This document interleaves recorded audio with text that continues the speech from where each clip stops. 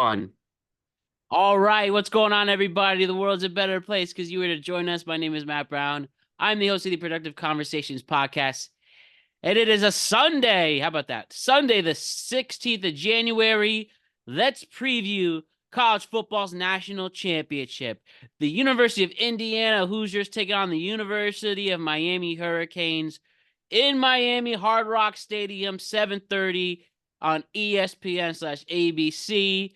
This is it, everybody. The national championship. We've been with you since Labor Day. It's literally snowing behind me. And now we're talking about the national championship here in mid to late January. Me and Season's too Ryan's been long. here the whole way through. And now let's do one of our last shows for the 2025 college football season. Ryan, it's good to see you. What's up?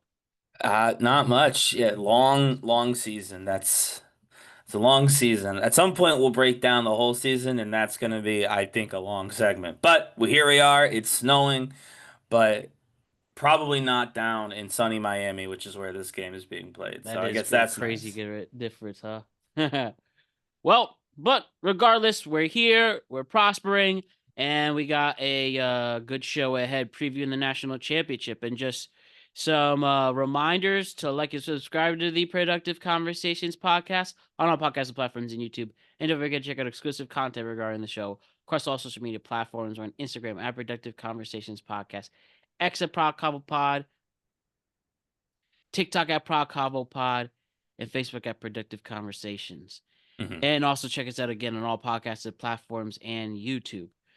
And and just some programming notes, very busy week ahead. So right now you are looking or listening to our College Football National Championship. Also available late Sunday night into Monday, a reaction to the divisional round of the NFL playoffs. That's available now on all podcasted platforms and YouTube, or I should say later on Sunday night into Monday. Then on Hmm. Monday itself, late Monday night, we will have a reaction to this national championship game between Indiana and Miami.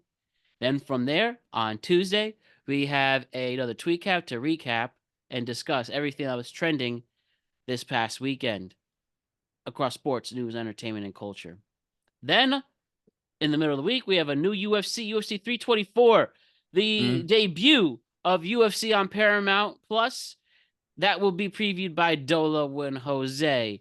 So that has that going on. What's his name? Sean O'Malley, the big fighter with the funny hair. Pimblett is in that card too, I Yes. believe. So star-studded as they begin a new era on a streaming service now. UFC 324 preview available later in the week, and then on Friday another tweet cap to discuss what's going on in the week ahead. So busy show, busy week, but we're here to have nothing but productive conversations. That's right. All right, Ryan, let's do it right now. Let's talk about the national championship, tail of the tape, if you will. So Yeah. here we are right now. The 10th ranked University of Miami is taking on the number 1 ranked University of Indiana. Miami 13-2, Indiana 15-0. The game will be played at 7:30 on ESPN in Hard Rock Stadium in Miami. How about that? A home game for Miami, even though technically Indiana's the home team. At Yeah. this time, your spread of the game in the Indiana is minus 8.5 points. It Hmm. opened at minus 7.5. They added a whole point over the week. Your money line for Miami is plus 260, pretty steep. Minus 325 for Indiana. So the undefeated team going in as a heavy favorite into this Yeah. game. So this is the first time in the BCS college football era that a team is actually playing the national championship in their home field. Hmm. Indiana is looking for their first ever national championship in football. They have outscored playoff opponents a combined 94-25 against Oregon and Alabama. Miami is looking for their first title since 2001. I believe the coach Mario Cristobal actually was a player on that team too. So Wait, really? I don't think I knew that. yeah, I I knew he know for a played. I fact. knew he played there. I I didn't could know be that he was wrong, on that. but Let me look at I that know quick. he's is definitely an alumnus. But just some facts going into this game too, Ryan. First with Indiana, the Hoagies. You got the star player, the Heisman winner Fernando Mendoza, and known for his accuracy ability to stay ahead of the chains. Their offensive line is pretty incredible. I remember their center, Pat Coogan, actually won the Rose Bowl MVP. Yeah. That's how you know. Efficient on third downs. They are down two key pass rushers to Stephen Daly and Kalon White, but Mhm. the two players have stepped in, including Daniel Naduki, Daniel N, Duque probably. who had 2 sacks in the Peach Bowl game against Oregon. So Hmm. then for Miami, you got the man who refuses to leave, Carson Beck. He And who will be the refuses quarterback. to leave. He did have a minute, I think it's fair to say. He had his ups and downs during the season, but yet he brought his team here, got the game-winning touchdown against Ole Miss in the Fiesta Bowl to get into the spot. They Hmm. also have a very good defense themselves, led by their defensive coordinator Corey Heatherman, the number Hmm. 5 scoring defense. I didn't even know he's also an assistant to Curt Cignetti, in fact. Interesting. But they have against this amazing offensive line, they're going up against this amazing pass rush, Yeah. with 47 sacks alone in the nation. Hmm. And yeah, this is going to be a very interesting game. The third ranked offense versus the number one ranked pass defense. And yeah, they have the home field advantage at their home stadium. As I mentioned, the spread even more, for lack of a better term. And Hmm. now we're here.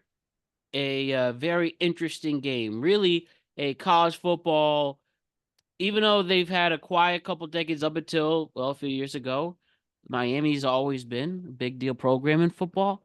Yeah. Obviously, they've had 30 for 30s named after them, national champions in the 80s and Hmm. early 2000s. And we have Indiana now coming out of nowhere, going for a perfect season and trying to complete it once and for all. Very interesting, Ryan. Very interesting. Off the bat, how are we feeling about this matchup before we make any big picks? I I love this matchup. I think that this matchup is I've we've said this before, but we'll say it again. This matchup is the reason you do a playoff, right? You don't get Indiana. I mean, maybe you get Indiana, but you don't get Indiana, Miami, certainly this season. Literally as different states as they can be, different Right. places they can be. Well, right, and it's just had a committee just decided on this game, this would certainly not have been the decision. Um, Probably more importantly, if a committee had just decided on this game, neither team would have been in, right? We would have seen teams that we watch lose to these teams in, more than likely. Um, and so, to me, this is the reason why they made the change. I think you have, if you're not, obviously, if you're a fan of one of the other programs, if you're like a Bama fan or an Oregon fan or Ohio State, whatever, then yeah, you're probably out here saying, well, I don't like this. And I Mm-hmm. mean, that's fine. Say what you want to say. Yeah, it's free country. But if you're not being objectively, you know, a partisan fan for your own team, this is so much more interesting than a bunch of people we'll never know getting together and deciding 4 teams or deciding 2 teams. This just is. We've seen that. I mean, they've built storylines, right? Indiana is about to be, if they win this game, undefeated. Indiana is about to be undefeated. They're 1 game away. Miami is the 10 seed, 10 of 12. The only people ranked below them in this playoff were JMU and Tulane. Both of those are group of 6 schools, right? It's like they Yeah, were the 5. lowest ranked Power 4 school in this playoff, and they are 1 game away from national champions. This is the reason you do a playoff. And I know last year it wasn't quite like this. It was, I forget what the seeds were. It was like a 3 and a 4 or whatever. Like, okay, 2-4, something to that effect. It was fine. It was a good game, certainly, but it was two blue blood schools. That, no one from the South, which is abnormal for the college football playoff. But beyond that, both those Ohio State and Notre Dame are big brands that they trust in that spot. This is not that. This is not big brands that they trust that have been poll tested over years. I mean, one of them is Miami, but this is a sleeping giant who used to be big, trying to get back into the thing, and this is an upstart program that's never had a chance. They both now are about to collide in Miami, which is awesome. Um, just to give the Hurricanes that little extra oomph, given that they're definitely not the favorites, as Matt explained, based on the betting Mhm. averages. No, this is perfect. This is why you do this. This is why the college football playoff exists the way it does, and this is why they shouldn't change it. I mean, we want this. We want the sort of thing to be possible. It won't be this way every year. There are gonna be years where 1-1 to play, or 1-2 rather play. But for now, the idea that we could have 1-10, that we could have Indiana and Miami, that is the reason you keep doing this. And that's the reason why you don't let the panic people make you try and change everything up every freaking season.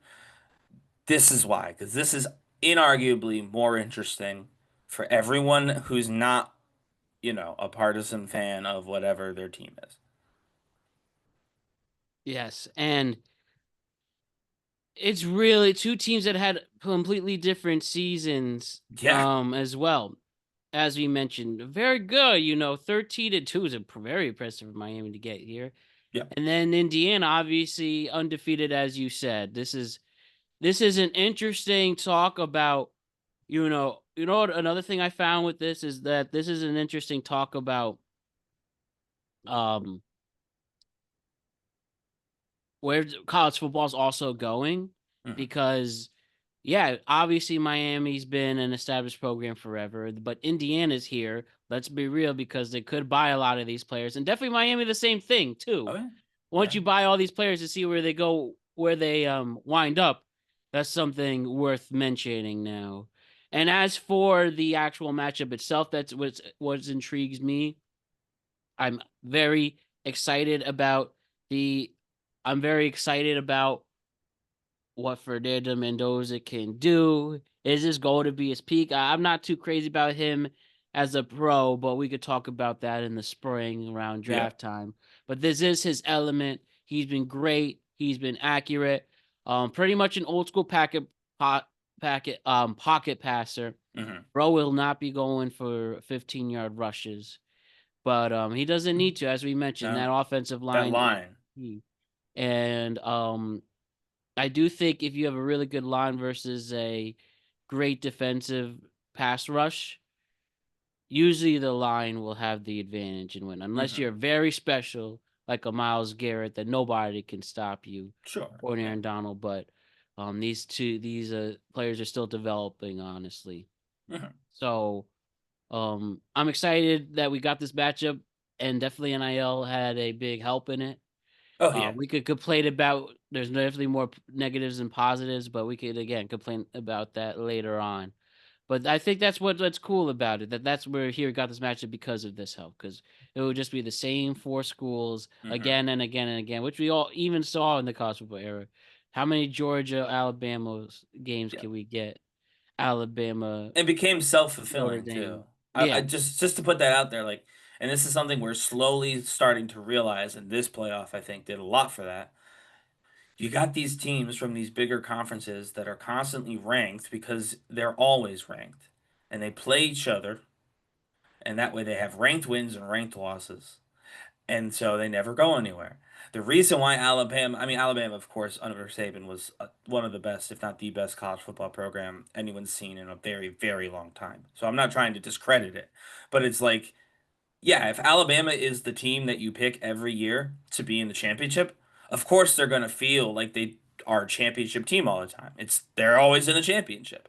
Um, that's it's self-fulfilling, right? Michigan is another example. Michigan hasn't been so good since we've started not just handing the game to somebody, right? They haven't had as many appearances. And I think that the reason why that was shocking is because for so long we would just give it to Michigan, be like, "Oh, they had a decent season, and it's Michigan, boom, Mm. easy." So it's like we were just making teams. We were creating stories. We were creating the myths around these teams because it was all just decided by some people. Now there's a little bit more of a rhyme and reason too, and it's slowly changing the way people look at the sport, which has been tumultuous now. People are not a huge fan of this all the time. Same with NIL. I actually don't know that I would say more negatives than positives necessarily. It's different, and there are definitely things to watch out for and things to maybe touch up.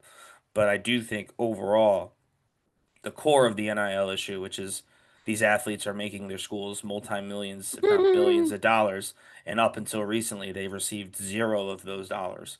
I do think that that was a core issue that needed to be resolved. We can argue if the resolution has been, executed correctly, but I do think it needed to be resolved. But anyway, we'll talk about that another time. We have a game to discuss, man. All right. So why don't we get to the good stuff right now, Ryan? Hmm.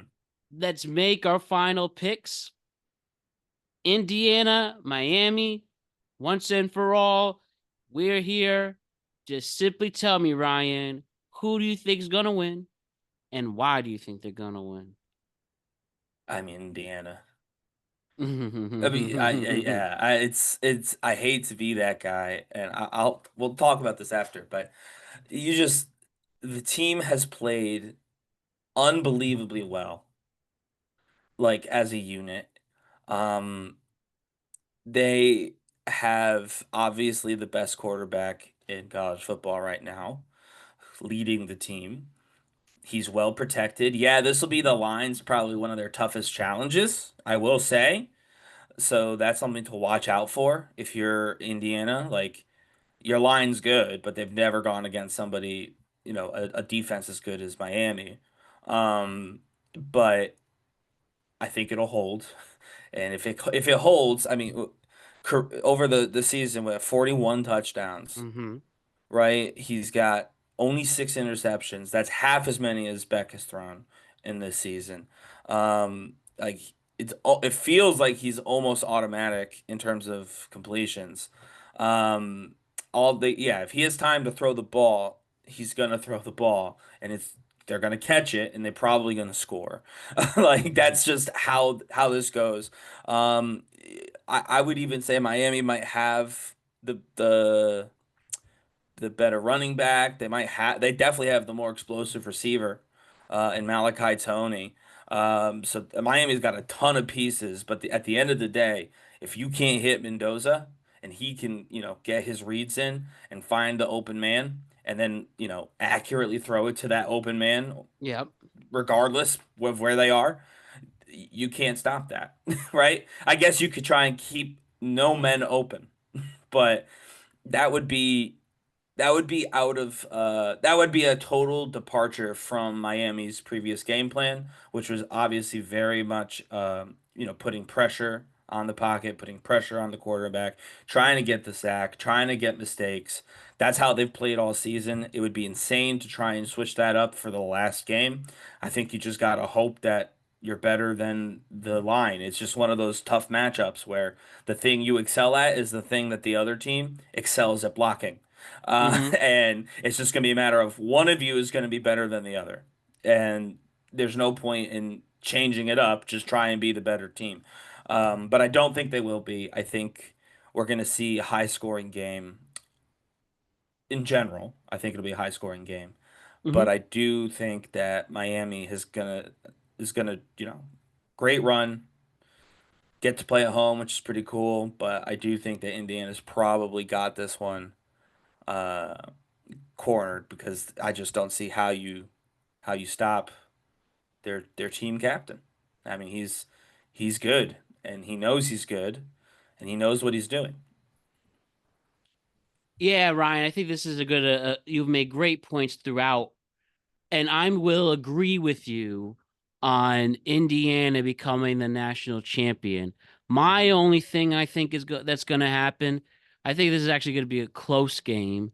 Mm. I would do the plus 8.5 points for Miami, but I think this will be Indiana's honestly first sweat game that I can remember. I can't remember the regular season, but the closest, I guess, the national Was it the championship, championship game? Yeah, Big Ten the championship was when they were tested the most. But they yeah. are playing against a worse team. But I think we usually have seen these games go close in these national championships in terms of we've seen blowouts, I should say. We Yeah. haven't seen them go close, I I should say. don't think this will be a blowout.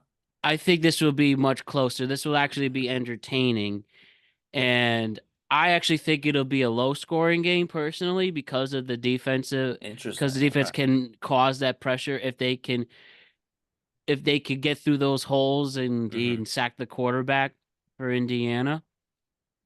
And one of the secret weapons who's been almost the MVP of this college football playoff is the running back for Miami, as you mentioned as well. Yes. So I think he'll be able to, if Carson Beck can't bring the ball down the field, he has somebody to rely on. Is Fletcher? Yeah. So that's where I'm going to lean towards is that it'll be a close game. But I think the team that has been playing better all year will be able to win. And Hmm. even if it's going to be separated by a field goal at the end of the game, I think that'll be it. And people will be even more impressed with Indiana that maybe they even I'll even make a bold take. Maybe they're just down by a field goal and have to do a 2-minute drill They've done and that. actually score Who to did they pull do it that off. against? Penn. They did it against Penn State. Yeah. So that's why I think the true ACC champion is going to have some trouble there. Isn't that funny? They were It's the national championship, literally the final two standing. the They didn't ACC win is their conference. absolutely the ACC. I mean, whoever is in charge of that needs to take a, take a sabbatical and let's let some new people run the ACC because what were you thinking? Hmm. But yeah, I think What ultimately were this is you going to thinking? be a close game because of Miami's defense. They're going up against arguably their best challenge in a couple of weeks. Oh yeah. They actually can score when they need in Miami, but Indiana obviously can, well, as mentioned before by you, they can protect Mendoza. Mendoza can huck it down the field when needed. And as long as there's a little separation and we don't have any controversial calls like they can't have to do in the pros, it'll be very interesting. No imaginary holding and then blown holding like we saw with the And the catch with Broncos. Brandon Cooks will Yeah. live in infamy. I But actually thought that was a correct call, I will say, but I know mhm, I'm in the minority on that. I want to do real quick. So I just checked ESPN. You know how they have their analytics thing. yeah, So they're at 31% matchup predictor for Miami, 68.3 for Indiana. So that's obviously, I insane. think we both picked Indiana. I think most people will pick Indiana, right? Mhm. Unless you're from Miami. Um, so we got that settled. But I do want to go, 30, almost 33%. So a third likelihood of Miami winning this game. I think if I want, like, one, and as crazy as this is to say, you've got Carson Beck, who has factually done this before a couple times. Mendoza Yeah, he's has going for not. his third national championship. Right. Mendoza has not been here before. So there is just an experience to this that he does not have that Beck has, which by the way, the teams similarly. Curt Cignetti is a phenomenal coach. Indiana, obviously a lot of money. His first time doing this, their first time being here. Miami is that is not the case. Um, so that's I would say experience in those key positions is number one.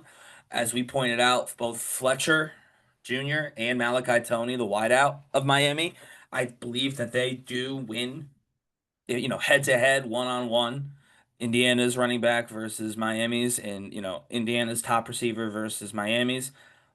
Miami has a better person in both of those positions. Hmm. Like they have that talent. It's really going to come down to, can they keep their offense in a position to score? And I mean score. I don't mean try and get a first down. I don't mean struggle to get yards. If they find themselves constantly in a battle just to get to the next 10 yards, that's going to end up as a problem for them. But if they can keep their key players in position to score fast, and not fast, but like, to score frequently, I think they have a shot in that particular capacity. The home comes into, if Indiana is not ready for that onslaught, or if Miami is somehow able to kick that up a gear from where they've already been, which is they have so much time. He can sit in that pocket, watch clean reads for like days, right? He just Mm-hmm. has so much time. If you can collapse that on him, if you can change that, if Mendoza has to start hitting the feet, right? He has to start running. You've got him on the ropes at that point. So I wanted to bring that up. There are two very specific things. If the defense can do what it's done best all season to Miami, the way it's done to everybody else, that's going to be huge. And I think they do, frankly, have more experience on this team, and they've got more skilled, more skilled players that I think are actually better on Miami than Indiana, because Miami's the bigger, like chip shots to your tight end and your star wideout to be in position to get big yards and big plays. I think that that's going to be a huge benefit to Miami and could ultimately win them this game in a major upset. All comes down to this. Defense will be the key on both sides for both teams. And who executes it the best, we'll find out. So great work, Ryan, on this preview. We'll see you back on right after the national championship to instantly react to the championship game. And as always, and as a reminder, division round reaction will be available for you on Monday night. Sorry, not Monday night, on Sunday night. Yeah. A instant reaction to college football national championship on Monday night. Tweet cap on Tuesday. UFC 324 preview this week. A preview of the conference championship games in the NFL as well. Failed to mention that at the top, but there will be a preview for the conference championship games. And then on Friday, another tweet cap. So very busy Yeah, week, but super it's going busy. to be a fun one. So let's enjoy it. See you later, everybody. Good luck. And finally, one last time, me and Ryan believe that Indiana will be your national champions Hmm. in college football. So it's going to be a good one. So we will see who pulls this off. All right. Have a great one, everybody. Thank you again, Ryan. All right, see ya.